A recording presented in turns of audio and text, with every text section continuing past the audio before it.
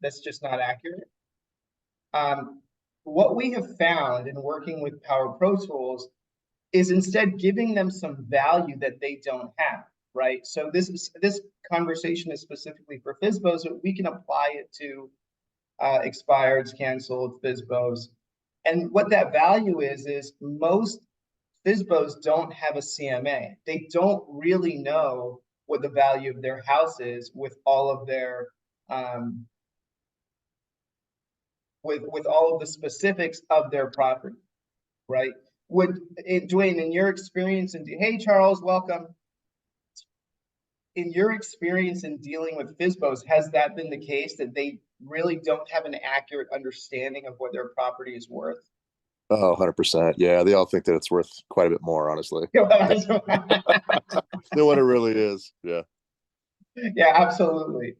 So, Charles, we are talking about the conversation we're having is what to approach FSBOs with. The standard, as you know, Charles, the standard Tom Ferry line is we have a buyer for you. Well, the problem is if we don't have a buyer for their specific house and they say, okay, bring my buyer, it's like, well, so the conversation that makes the most sense, Charles, that we've been seeing and working with Power Pro Tools and Guerrilla Marketing is giving them an offer of something that they don't have that could be very valuable to them. And what that offer is through Guerrilla or Power Pro Tools is their CMA. Now, if you're not with Guerrilla Marketing, you still have CMA software and can still very easily put together a CMA that is close to an appraisal.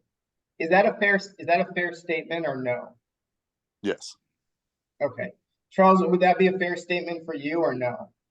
Yeah, I would think so. It's a next best step of, I mean, it's sort of a service-oriented thing, but that's what you got to do nowadays. Yeah, you're spot on, right? That is what we have to do nowadays. So what we've found is that's very effective with now, Dwayne, you're in that weird spot where they're licensed, you're licensed, and they've re-signed. These expireds have re-signed, so we can't offer them anything. We can say, "Good luck with your agent," and that's about it, right? Right. I mean legally, right? So, but what we are finding that works really well with FSBOs is just asking them, "Do you have a CMA? Do you know, based on these 30 points that are in a CMA, what your property is worth?" Many times the answer is no, right? And Dwayne, you just said it. You hit the nail spot on. They think their property is worth far more than it is actually worth, right? Yep. So if I was a FSBO, right? So let's just do kind of a quick. Luis, welcome.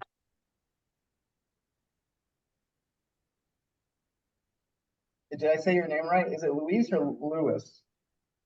I think it's Lewis. How you doing, Raul? I'm good. Hey, Lewis, welcome. Good, man. Oh, what's up, man? How are you? I'm good.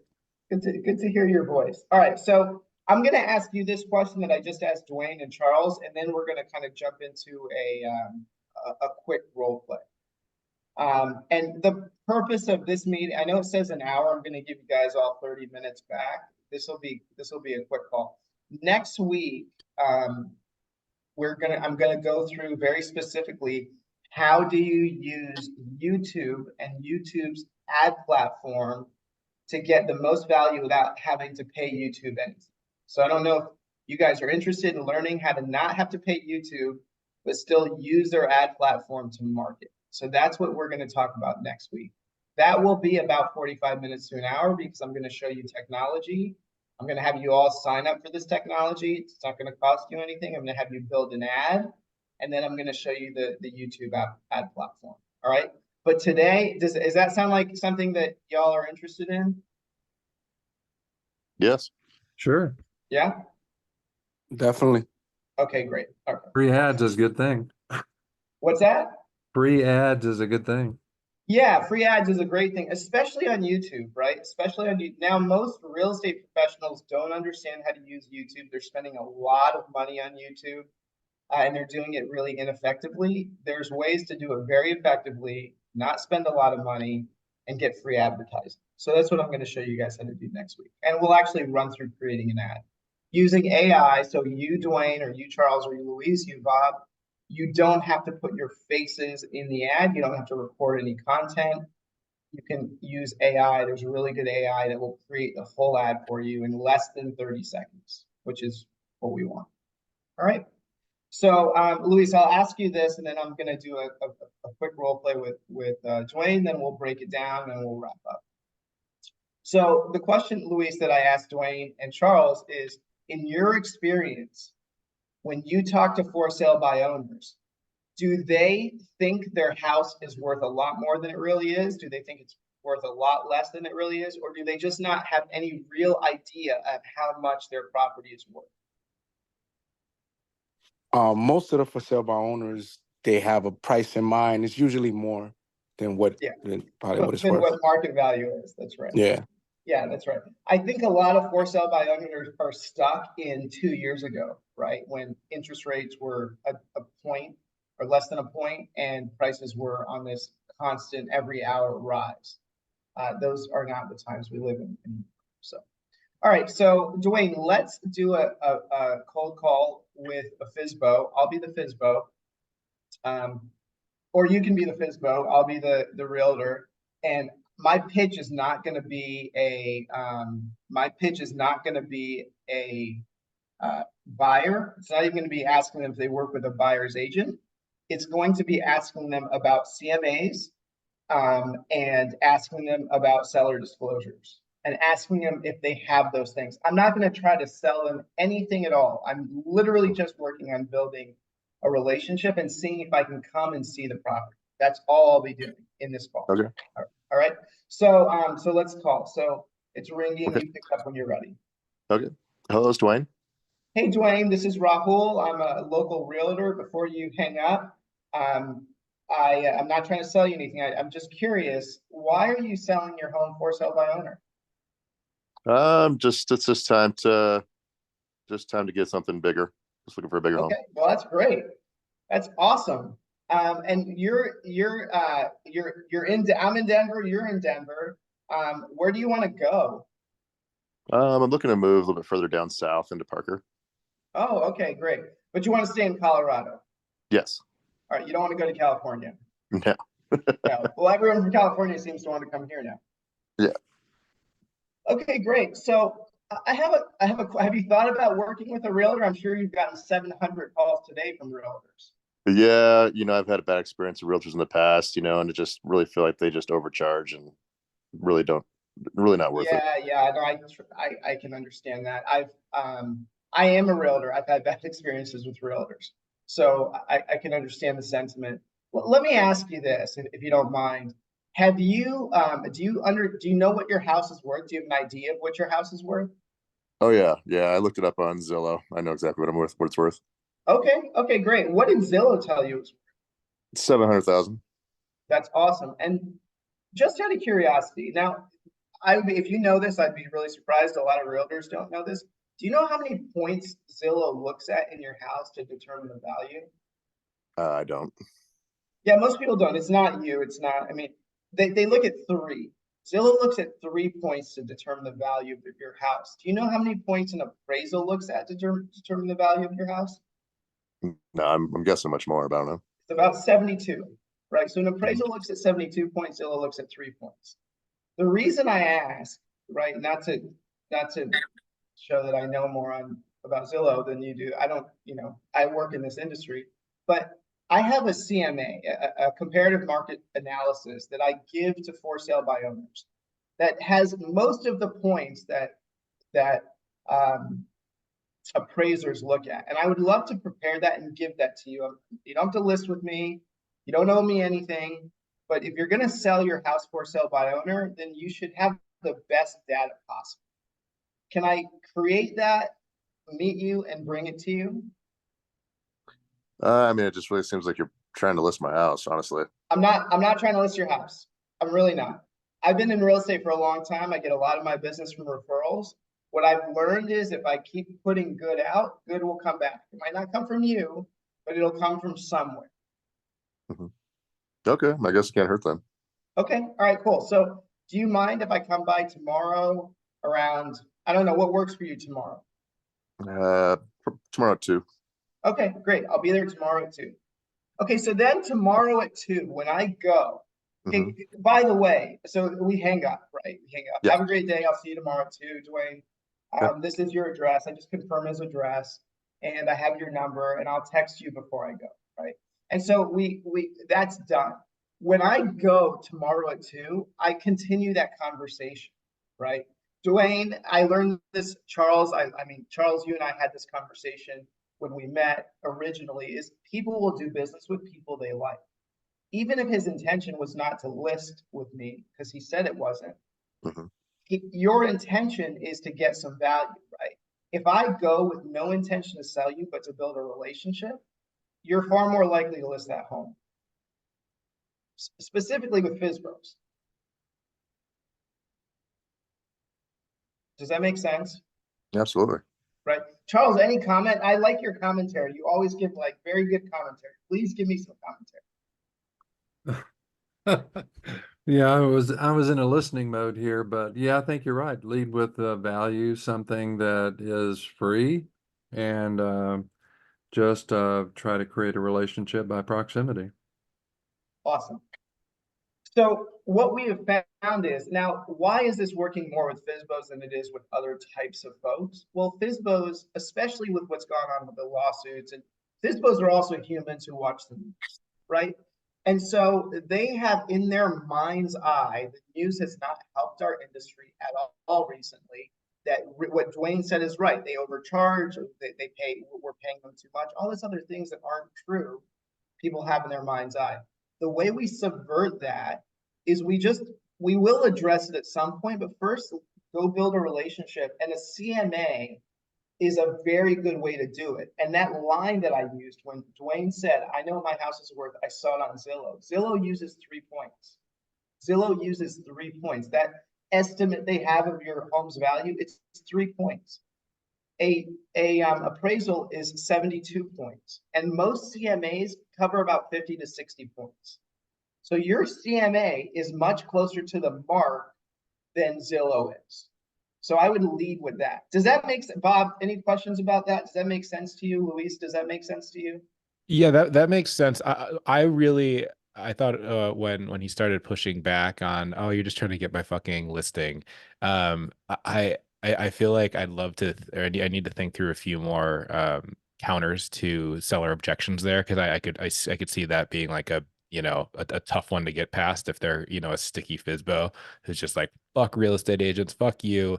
You know, I mean, like I get it. I'm trying to get out in the world, but I'm just trying to think of other ways to counter those objections. So what would be other ways to counter those? Dwayne, Luis, Charles, Warda, what would be some, Chase, your realtor, what would be other ways to counter those objections?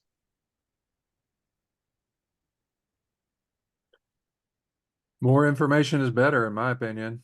You know, 72 points instead of 3, like you said, and you know, more what banks are going to look at when they approve a buyer, regardless of where you find them for your property.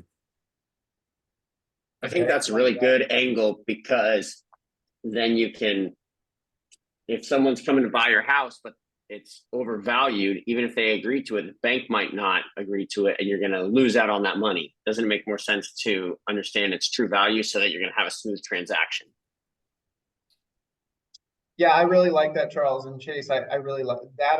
That's, I think, a great overcoming of an objection, right? And just be Ultimately, they want prepared. money from the buyer, and if the bank isn't going to fund it, they're not getting any money. That's right. Be prepared to look at your CMA and understand that you may have to negotiate a little bit with the bank, not with your buyer, not with his realtor, but with the bank. And then this Also, go ahead.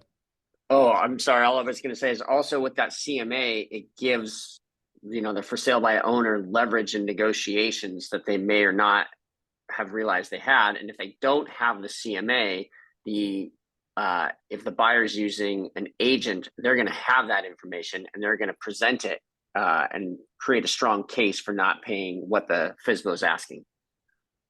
And then, you know, I mean, this is probably obvious because we've all had to do this before to try to get into someone's house or meet them live. But, you know, if they were to say, oh, just email me the CMA, it's like, well, hey, some of those 72 points, come from actually seeing inside the house and touring the property. So like I'll have something prepared generally, but I'll need to, really dial it in by understanding interior conditions and layout and all the other, kind of points that really go into this to make it nuanced.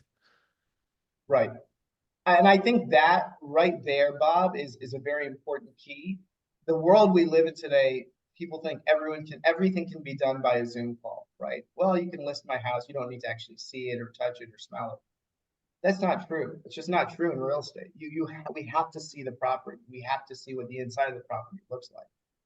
And when you are the real estate professional that says, no, I'm not going to just email stuff over. I want you to have the best value so you can negotiate best with the bank or the buyer. That will help you stand out. That will help us stand out. And it's not any different in Mexico, right? I list properties in Mexico. It's the same. It's just, it's not as sophisticated. The market here is not as sophisticated, but it is the same. People think things can be done via Zoom. They can't, right? Okay, great. So any other ways to overcome those objections?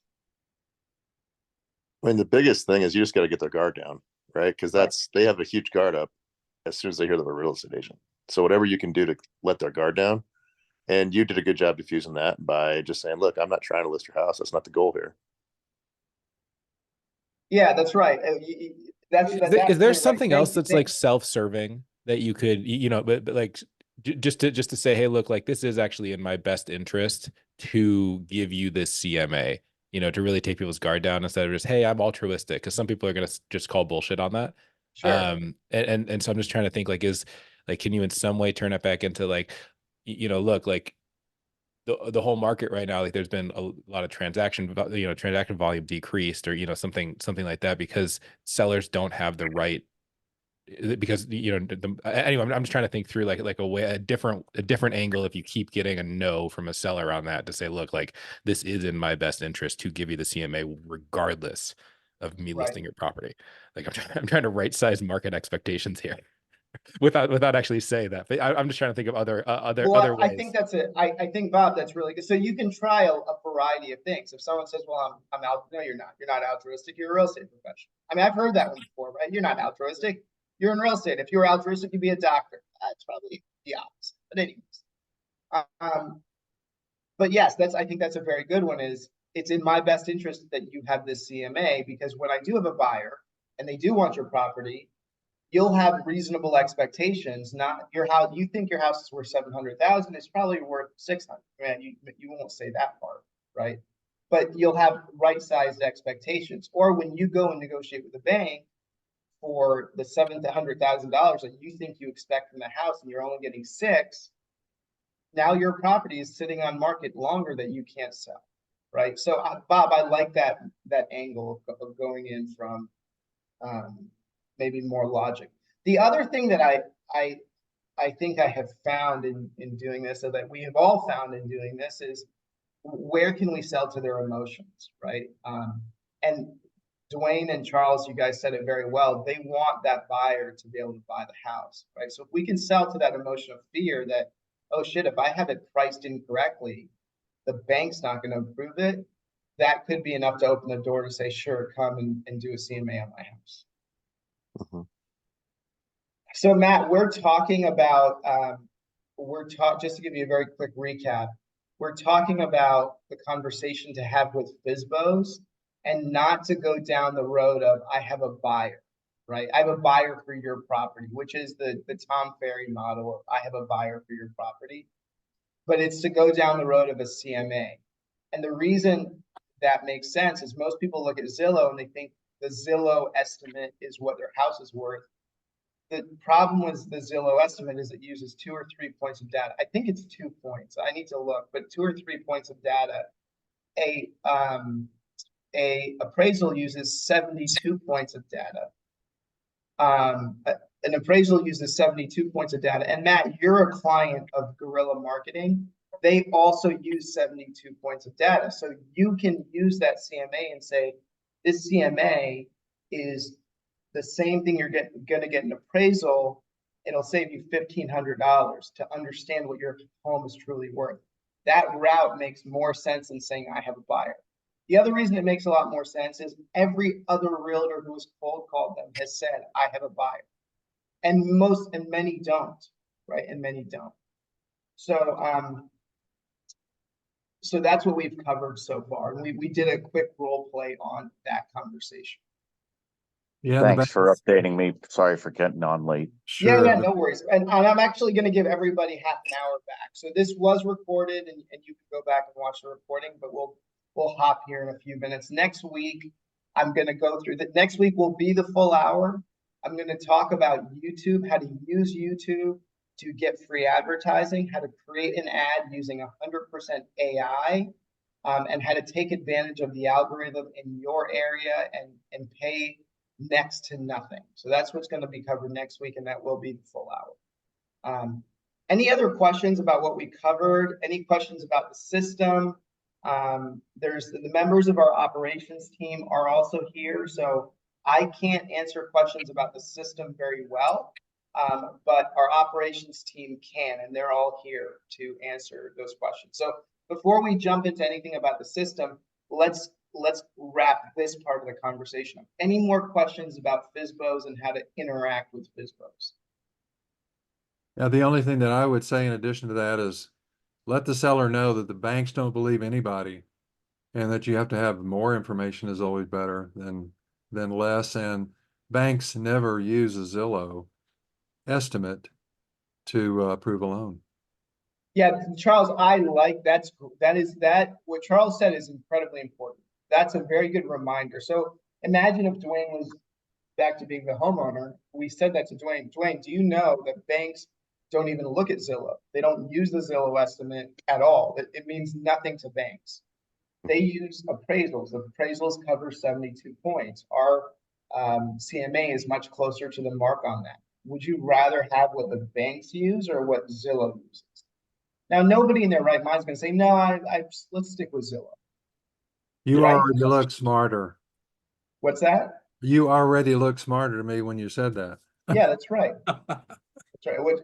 Yeah, if I can look smarter, I'm doing well. Someone should tell my wife. No, that's good. I think that's to me, it's a key. Where did you get your price? And it seems to me like at that point, it's a no-brainer, and it's it doesn't force them emotionally, but it certainly highly suggests that they get more than just a Zillow's estimate for their price, and then you're already talking to them.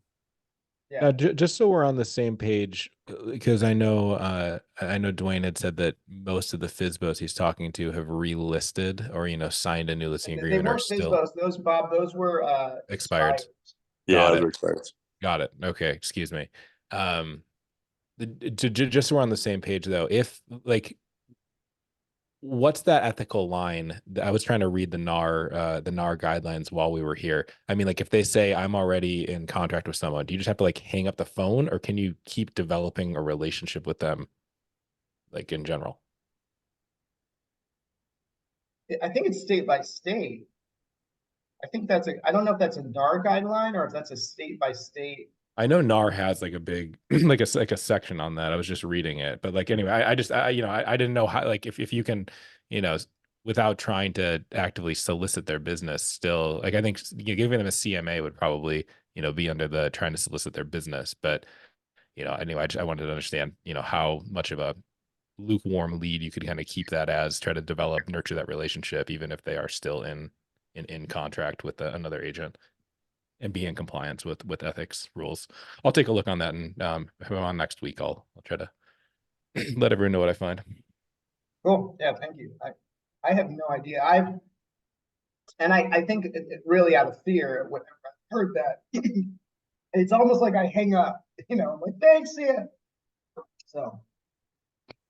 If I could just make a quick comment on that, I always try to approach it in the way of, if I'm the other agent, do I want you, Dave, to keep trying to solicit my client? So it is an ethics thing. It is more of a professional, appreciation, I guess you'd say, or, Right. just a matter of, well, great, here's my contact information. If you become dissatisfied or if something doesn't go right, I'd love to be the next opinion. So I would just kind of leave it at that. Yeah, I mean, my take in the past has been when they say I'm represented, I literally just say, all right, good luck, have a good one. And I don't know if it's for the same reasons. I think it's just I don't want to create an ethics violation inadvertently, So, but that makes sense.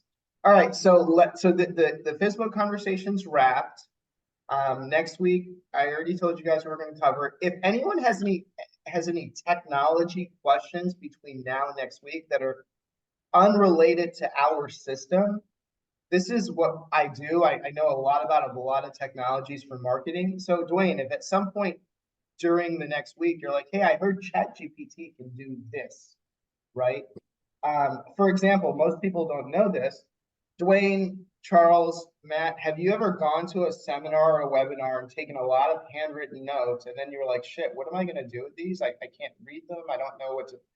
Most people have done that. Well, you can upload those now to ChatGPT. ChatGPT can transcribe them, organize them, and load them to your Google Drive, right? Most people have no idea that it could do that. It can do that. So there's a lot of interesting things technology can do for us today that it couldn't do before. And I know a lot about those. So if you have a tech question that you want covered on this mastermind, I'll happily do that. All right. All right, with that, I'm done, assuming there's no other questions, and then let's open it up for system-related questions or challenges.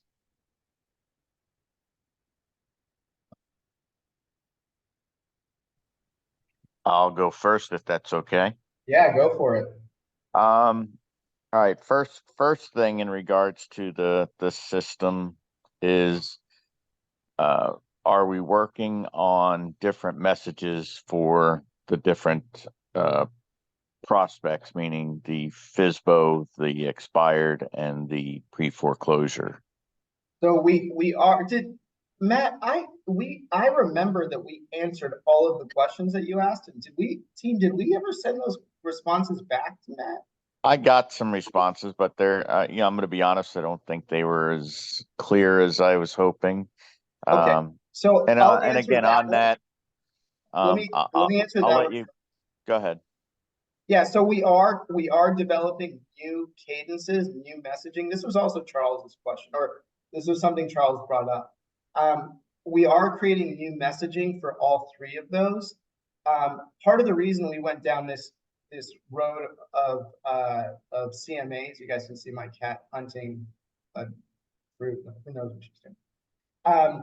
So we are creating those different messages.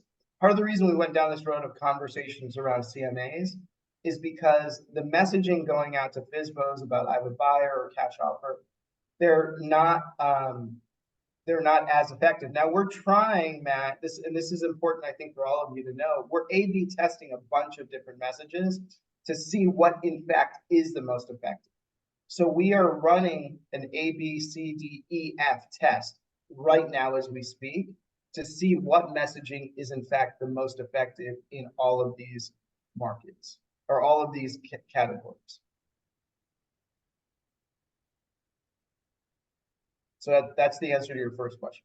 And my understanding from my conversation with Chase on this earlier was that actually in your current results of those A/B tests still being determined is that the cash offer stuff is still kind of producing the highest conversion rate. Is that right? Yeah, so that was very honestly confusing.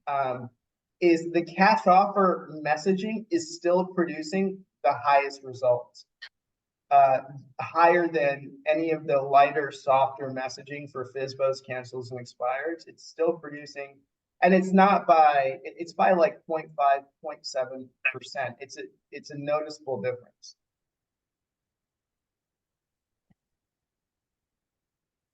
Dwayne, were you about to say something? Yeah, it's on a different topic though. I mean, it has to do with the system, but it's a little bit different topic. So it's okay. Okay. So I'm seeing a lot of new leads coming across, where I'll get notified of a new lead, and then I'll dive into the conversation just so I kind of have a history of it to know before I give a call. And there's no response from the actual lead or the client, but I'm still getting notification that's a new lead, someone interested. Yeah, So- I Okay, can speak so- on that. Okay, I can speak on that. So that does happen. And what we do is we go in, so we're continuously updating the system. As any technology works, you have to go in, you have to monitor it, see what's going on.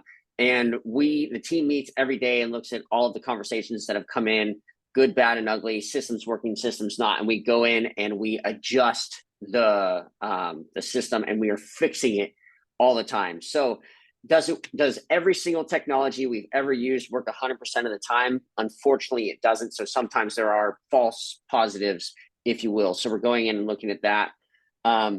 You might end up getting an email that says, hey, there's a lead, and then you go to look and try and find it, and that lead's not there. That's because we've gone in and we've looked at the system and we scrubbed that lead. So one of our values here at WorkSource is Kaizen, continuous improvement. So we're working on that every single day. Okay. you did. So Raul, I think that speaks to one of the questions that Matt, that you had asked in an email that I saw. Was you said, hey, I got this notification, but I go in and it's not there. What's up? That's what's up. Is the email notification might have gone out. The team went in and looked and realized it in fact wasn't a good lead. Now, maybe team, something that could be helpful is if you do go in and scrub it and take it out, you then shoot Matt an updated email and say, hey, ignore that email or something,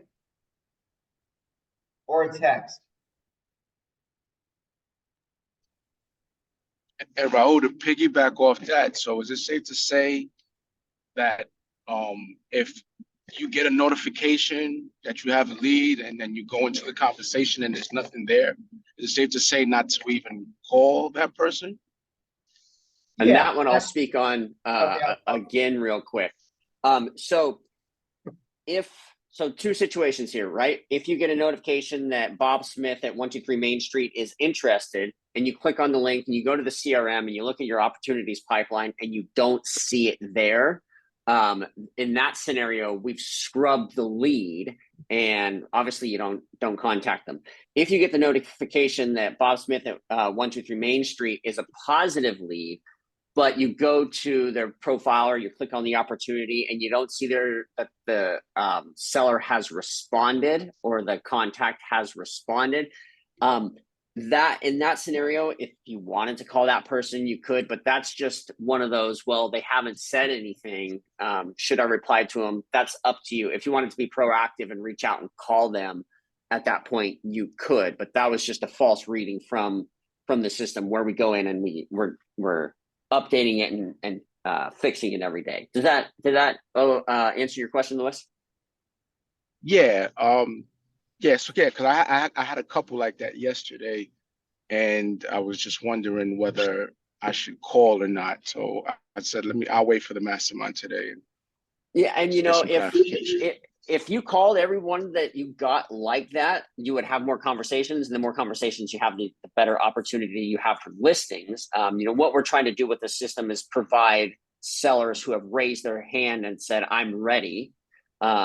But if you got that lead and you're like, oh, well, I'll just call them anyway. The worst that happens in that is, one, they don't answer, two, they're mean to you, or you could develop a relationship and potentially get a listing. Okay. So it won't, because I'm in New York and they don't allow cold calling. So is it okay to call if they haven't interacted with a text message? Raul, I'll let you answer that. Let me answer that. Let me give you the legal. So okay, I'm not answering this as your lawyer. I'm answering. Right. Okay. So New York and there's one other state in the union, it might be Rhode Island, that has this. My suggestion to you would be don't pick up the phone and call them. Right. New York, last year, the Supreme Court, it's their superior court. They call it Supreme Court in New York. They're weird state. Anyways, the Supreme Court in New York, it was like 3 months ago, they sued Keller Williams for this specific practice, where So just don't do it. Don't pick up the phone and call. Okay. All right. Unless you see a response. Right. And then I'd give the same advice to Rhoda. So I this is think Matt. To Matt, piggyback can I- on that, question that was just asked, you know, again, and I've sent this in email format, but I don't really understand the response that, you know, I'm not seeing any contact information or any response information from any clients. I just keep seeing that little box that comes up. It says opportunity created. So I'm not clear really what's going on with that. Chase, do you want to get that? And then there's something I want to share with folks too, so they can better understand how the back end of the system is working. Sure. So, Matt, just walk me through it a little more. Are you getting the notifications, either text or email, that you have a new opportunity and then wondering how to move forward from there? All right, so I get a text message says you have a new lead, you know, and Okay. you know, before I call or do anything, you know, I like to go into the CRM, you know, take a look at it, find out first off what type of lead it is, because the lead, you know, the text doesn't say that. And then, you know, see if they responded and how they responded. So I got one right here I'm looking at where it looks like a couple of messages have been sent out. They show that they're undeliverable. And then there's I call it a box that says opportunity created. You know, view opportunity, and that doesn't do anything. You can't click on it and see anything. So I'm just very confused as to, you know, what. Yeah, great question. So are you in front of the CRM right now, Matt? I not at this second. I can be in a minute, but I mean, I'm looking at the email that I sent in most recently. Got it. So the what that opportunity created box means, if we're looking at that independent of all the other stuff you said, is if you go to the pipeline where you can get a visual representation of, you know, how many interested leads you have, it just means that that person, an opportunity was created within the pipeline. Does that make sense? So they were put in there so you can see it visually. That's what that opportunity Yeah. created means. Now, as far as undeliverable errors go, or you know, if the opportunity was created out of error, those are the things that I was kind of talking to Lewis about, how we're continuously working on improving the system. Some, you know, some territories are working great, but you know, the same software is running in a different territory, but for whatever reason it's not. So we're going in and we check all that stuff every single day. Andrea, if you're available, you have a better understanding of all the deliverability errors. So if you could talk on that for like 15 or 30 seconds, that would be great.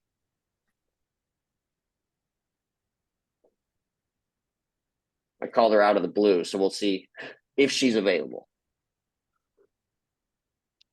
Doesn't sound like it. You're muted, by the way, if you are talking. Yeah, that's a good point too. Hi. Yes, sorry. I am trying my bandwidth is a little bit off today. Chip, can you repeat the question, please? So Can you he's hear got me? some when Andrea, if you can hear me. So when Matt looks at some of the opportunities, he was looking at an opportunity and giving us an example of you know, there's deliverability errors, and then there was an opportunity created out of that. So I kind of explained what the opportunity box means in a vacuum, you know, just standalone. And I guess, Matt, I should have asked you, did you have questions on those deliverability errors? Well, can you hear me? Yes. Okay. I wasn't sure if I was muted or not. Well, I mean, my concern on that isn't as big. I was just thinking that maybe it might be a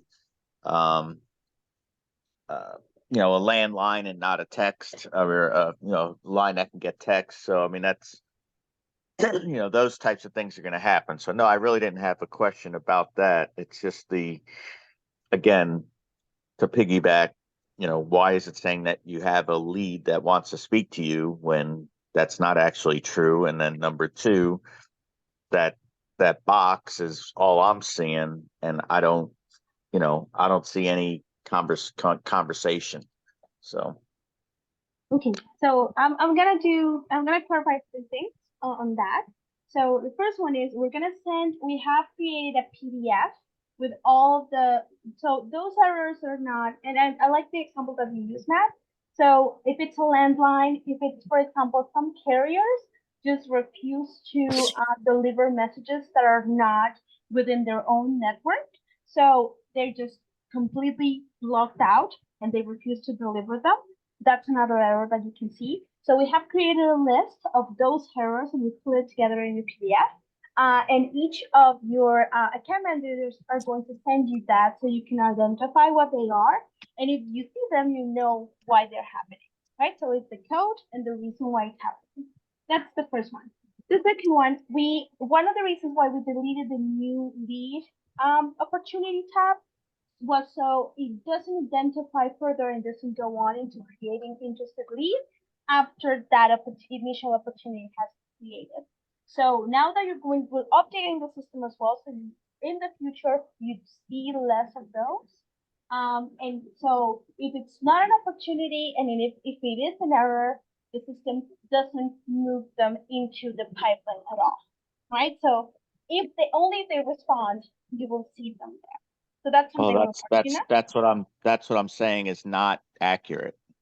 Yeah, exactly. That is something that we're working on because we're trying to make sure that, and that's why you use, so it goes in a cadence, right?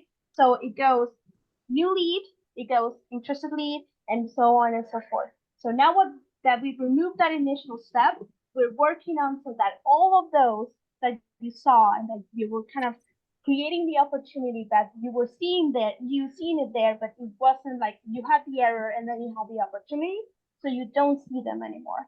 In the meantime, what we're doing is that your account manager is going in and deleting those so you don't see them within your pipeline.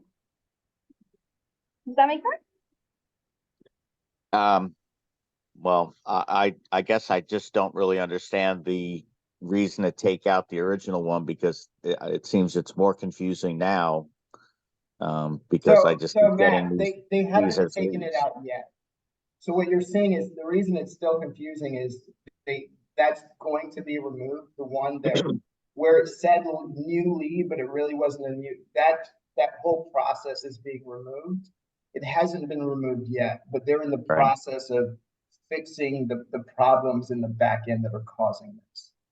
Yeah. And in the meantime, your account manager is doing that manually. Yeah. Does anybody there have access to look in my system? I guess maybe I just want to make sure that we're all So on the Matt, you should be getting an email from Cami any minute to try and set up an appointment with you to kind of show you again how the system works, and you can get into the system with you. Yeah. All right. Just as an FYI, I mean, I've used Go High Level, for the past year and a half before this, so I'm familiar with the system itself. So I'm not catching on as to how you guys work. You're very familiar with the system. You and I have talked about the system. You know how to use High Level. I think that the challenge is we're fixing things. We're fixing things on the back end, and they're not translating over properly, right? So I think it's important that Cami sees what you're seeing, right? And you've sent a few emails in the last few days. I think it'd be a really important thing that Cami and you have a long conversation, record the conversation, and then she takes that conversation to the team, and we're able to look at it. So something, Matt, that you do, something that Luis, I know that you've done it before, and Dwayne, I don't know if you're doing it, but it would be really helpful, is you ask a shitload of questions, Matt, like a lot, and that's very helpful. So please don't stop doing that. Keep asking those questions, keep asking the very specifics of the questions. They're helpful to us to make a better system, right? That's one thing. The second thing that I wanted to share is people have asked, hey, what like AI are you using in the back end of this? So we are using AI in the back to answer questions and to respond to people. It's generative AI, which means it's learning AI, which we're using parts of ChatGPT and parts of other AI in the back end. That's why but what people don't understand about generative AI is they think it learns on its own. It doesn't. It still requires humans to go in and make updates to it. So that's why it's not, even though we're using AI in the back end, it's still a process, right? But please keep asking the questions, Matt. Seriously, please keep asking the questions. Hey, Rahul, can I say something? Sure.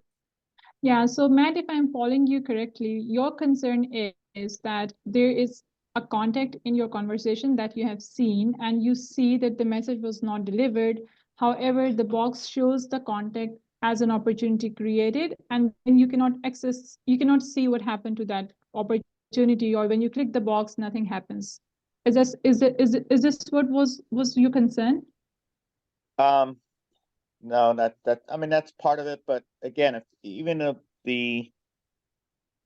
All right. again, I'd like to just kind of maybe offline, we can have a separate conversation on this and we can look at my specific CRM and then maybe I can answer those questions easier so that we're looking at the same thing, because it's just confusing to me. Yeah, so Cammie said she sent you an email to set that up, Right. and then Andrea is going to join that call too. So you're going to have the full support there with you. I just sent that email to you. If you can check it really quick, that will be great. Thank you. All right, will do. Thanks. Thank you.